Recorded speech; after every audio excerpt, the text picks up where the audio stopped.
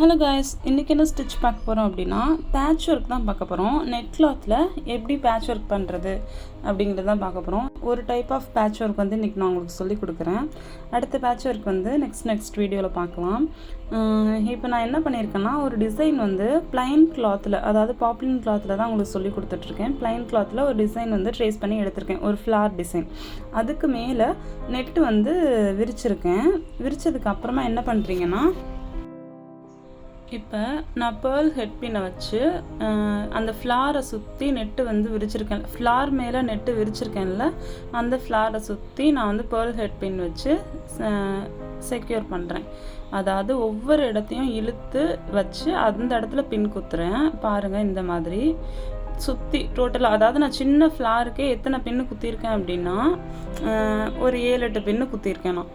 இந்த மாதிரி வந்து நீங்கள் உங்களோட டிசைன் எந்த அளவுக்கு பெருசாக இருக்கோ அந்த அளவுக்கு வந்து சுற்றி வந்து நீங்கள் பின் வந்து பண்ணிவிட்டு அதுக்கப்புறமா தான் ஒர்க் ஸ்டார்ட் பண்ணணும்.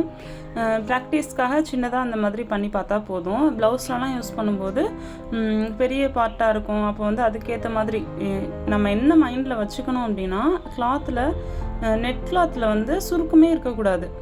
அந்த அளவுக்கு வந்து நம்ம பின் பண்ணணும். அதுக்கப்புறமா பின் பண்ணிவிட்டு அந்த மெயின் ஃபேப்ரிக்கோட நெட் கிளாத்தையும் சேர்த்து வச்சு நான் வந்து அவுட்லைனுக்காக சில்க் த்ரெட் வச்சு நார்மல் செயின் ஸ்டிச் தான் நான் கொடுக்குறேன். நார்மல் செயின் ஸ்டிச் வந்து அவுட்லைனுக்காக ஃபுல்லாக கொடுத்துருங்க. ஃபுல்லாக கொடுத்ததுக்கப்புறமா என்ன பண்ணலாங்கிறத பாருங்கள். அதாவது இந்த செயின் ஸ்டிச் வந்து குட்டி குட்டியாக போடுங்க. நான் வந்து ஒரு கான்ட்ராஸ்ட்டாக ஒரு கலர் எடுத்து யூஸ் பண்ணுறேன். ப்ராக்டிஸ்க்காக தான் அப்படிங்கிறதுனால ஏதோ ஒரு கலரில் யூஸ் பண்ணுறேன். நீங்கள் வந்து ப்ளவுஸில் யூஸ் பண்ணுறீங்க அப்படின்னா அதுக்கேற்ற மாதிரி கலர் யூஸ் பண்ணிக்கோங்க.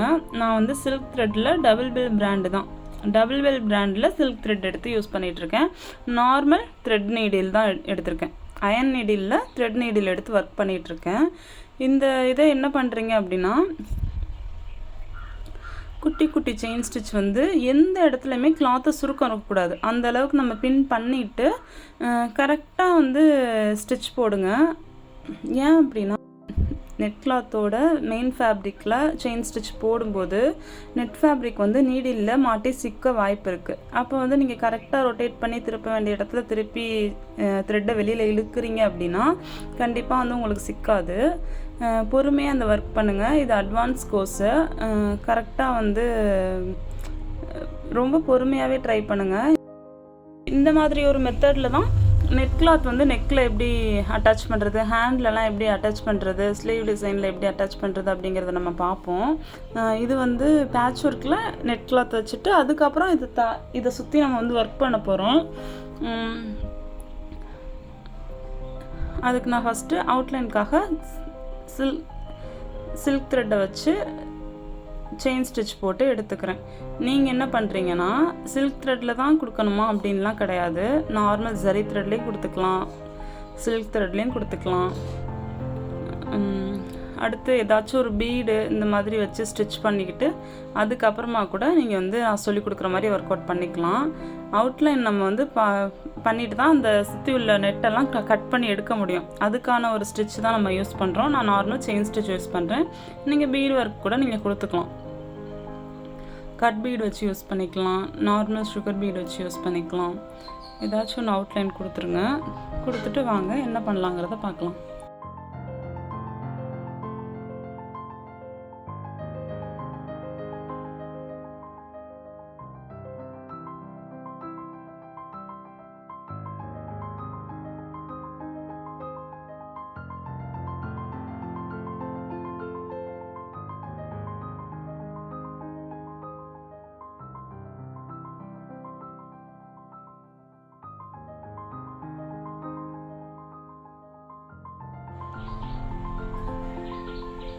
அதுக்கப்புறமா என்ன பண்ணுறேன்னா, ஃபுல்லாக அவுட்லைன் கொடுத்து முடிச்சு எண்ட் நாட் போட்டதுக்கப்புறமா நான் செக்யூர் பண்ண பின்ஸ் எல்லாத்தையும் ரிமூவ் பண்ணுறேன். ஃபுல் ஸ்டிச் முடித்ததுக்கப்புறமா தான் நம்ம ரிமூவ் பண்ணணும்.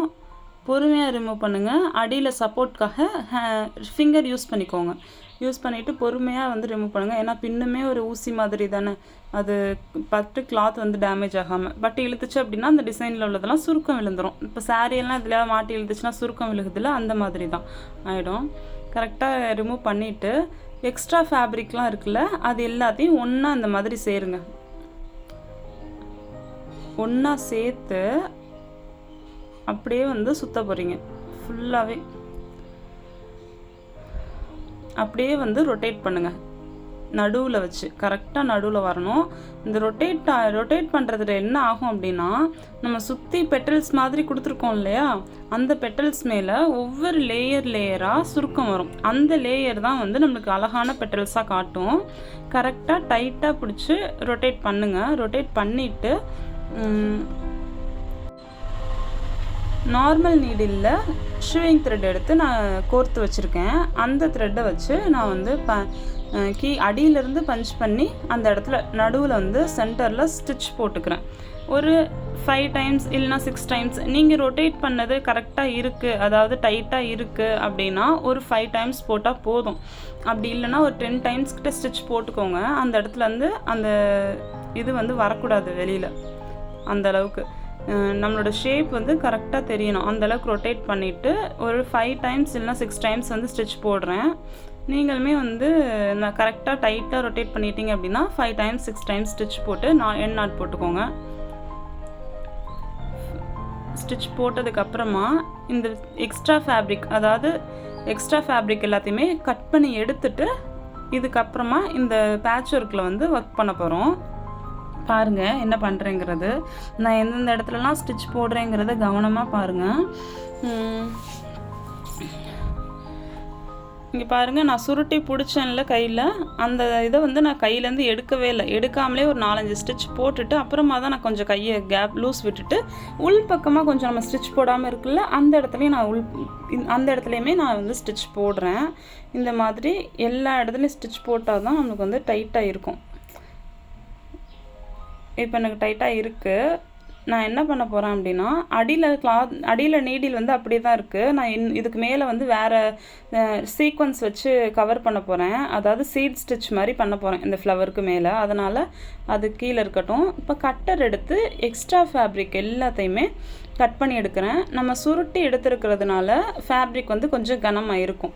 அப்போ நீங்கள் என்ன பண்ணுறீங்கன்னா, அந்த கட்டரோட முனைப்பகுதி இருக்குல்ல, அதில் பொறுமையாக கட் பண்ணுங்கள். ஏன் அப்படின்னா, நம்ம அடியில் கிளாத் வச்சுருக்கோம்ல ஃப்ளவரில், அந்த கிளாத்லாம் வந்து டேமேஜ் ஆகிடக்கூடாது. கொஞ்சம் கிழிஞ்சா கூட நம்ம இவ்வளோ நேரம் பண்ண ஒர்க் எல்லாமே டேமேஜ் ஆகிடும்.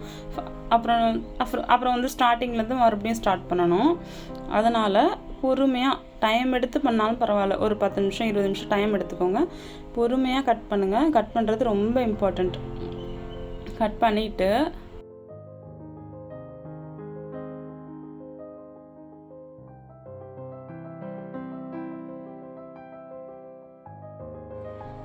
இப்போ நான் காமிச்சேன் இல்லையா, அந்த மாதிரி பொறுமையாக எவ்வளோ நேரம் நான் கட் பண்ணுறதுக்கு எடுத்திருக்கேன் பாருங்கள். இந்த மாதிரி பொறுமையாக கட் பண்ணிவிட்டு பிகினராக இருக்கும்போது இன்னுமே டைம் எடுக்க வாய்ப்பு இருக்குது. இந்த மாதிரி கட் பண்ணி எடுத்துருங்க. அங்கனுக்குள்ளே கொஞ்சோண்டு கிளாத் இருக்கணும், அப்போ தான் அது ஸ்ட்ராங்காக இருக்கும். நம்ம அடியில் போட்ட ஸ்டிச்சஸ்லாம் கொஞ்சம் ஸ்ட்ராங்காக இருக்கிறதுக்கு லைட்டாக ஃபேப்ரிக் விட்டுட்டு தான் நம்ம கட் பண்ணணும்.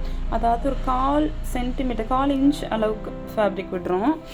அதாவது மொத்த ஃபேப்ரிக்கோட லென்த்துமே நான் சொல்கிறேன்.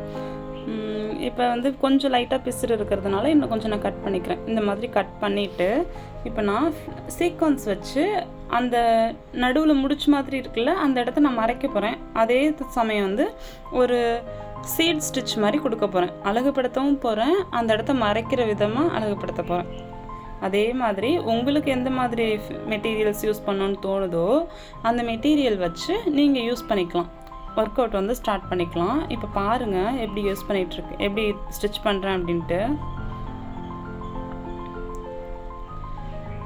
இங்கே பாருங்கள், நான் flower type sequence yellow colour எடுத்திருக்கேன். நடுவில் சுகர் பீட், அதாவது கிளாஸ் பீட் வந்து ஸ்கை ப்ளூ கலரில் எடுத்திருக்கேன்.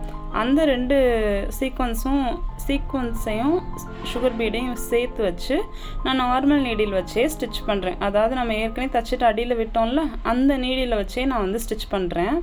இந்த மாதிரி நான் எந்தெந்த இடத்துலலாம் அந்த பிசுறு தெரியுதோ எவ்வளோ தெரிகிற அளவுக்கு வச்சுட்டு அதுக்கப்புறம் எத்தனை சீக்வன்ஸ் எனக்கு வச்சா அழகாக இருக்கும்னு தோணுதோ அந்தளவுக்கு நான் சீக்வன்ஸ் வச்சுக்கிறேன். இந்த மாதிரி சீக்வன்ஸ் தான் வைக்கணும் அப்படின்ட்டுலாம் இல்லை. பீட்ஸு, ஜர்தோசி சீட் ஸ்டிச்லாம் இருக்குல்ல, அது கூட நீங்கள் யூஸ் பண்ணிக்கலாம். நார்மலாக எந்தெந்த ஒர்க்லாம் இதில் யூஸ் பண்ணால் உங்களுக்கு பிடிக்குமோ அந்த மாதிரி யூஸ் பண்ணிக்கோங்க. அந்த இடத்த நம்ம மறைக்கணும், அதே சமயம் ஒரு ஃப்ளவராக நம்மளுக்கு வந்து தெரியணும் அந்த இது. அவ்வளோதான், வேறு எதுவுமே இல்லை. அடுத்து நீங்கள் என்ன பண்ணுறீங்க அப்படின்னா, இந்த மாதிரி எல்லா சுற்றி எவ்வளோ வேணுமோ அந்தளவுக்கு கொஞ்சம் ஸ்டிச் பண்ணிக்கோங்க. இப்போ பாருங்கள் நான் வந்து எந்தளவு ஸ்டிச் பண்ணியிருக்கேங்கிறது.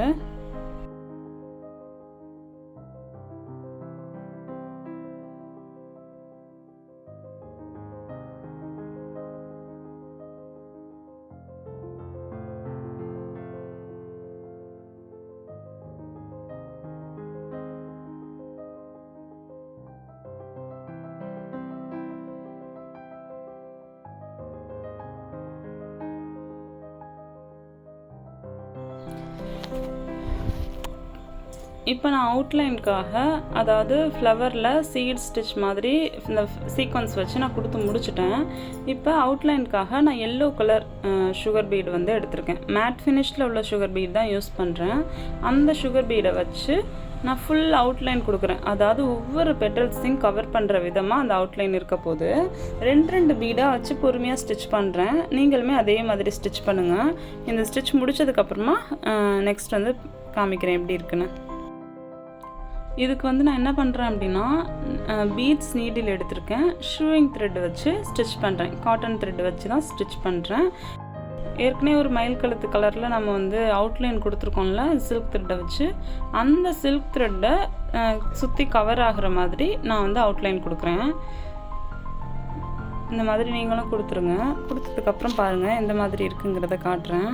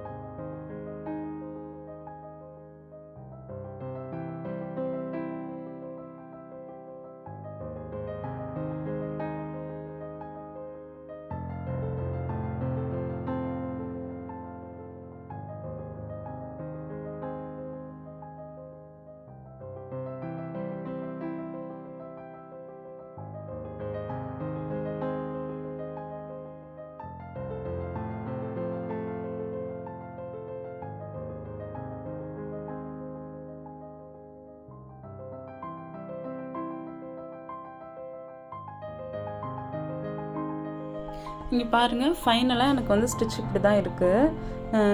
நெட் ஃபேப்ரிக்கு டபுள் லேயரில் பேட்ச் ஒர்க்காக வந்திருக்கு. பேட்ச் ஒர்க்காக கன்வெர்ட் பண்ணியிருக்கோம். மேலே வந்து சீக்வன்ஸ் வச்சு சீட் ஸ்டிச் மாதிரி கவர் பண்ணியிருக்கோம்.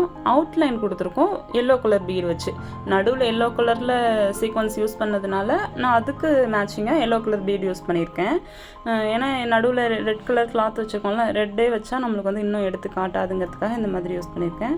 வீடியோ பிடிச்சிருந்தால் லைக் பண்ணுங்கள். ஏதாச்சும் டவுட் இருந்தால் கமெண்ட் பண்ணுங்கள். இதே மாதிரி உங்களுக்கு வீடியோஸ் தொடர்ந்து பார்க்கணும் அப்படின்னா என்னோடய சேனலை சப்ஸ்கிரைப் பண்ணிக்கோங்க. அப்படியே இன்ஸ்டாகிராம் பேஜ் வந்து ஃபாலோ பண்ணிக்கோங்க. கிளியராக என்கிட்ட ஆரி கிளாஸ் கற்றுக்கணும் அப்படின்னு நினைக்கிறீங்கன்னா ஸ்க்ரீனில் தெரியிற நம்பருக்கு கால் ஆர் வாட்ஸ்அப் பண்ணுங்கள். Thank you all. பாய்.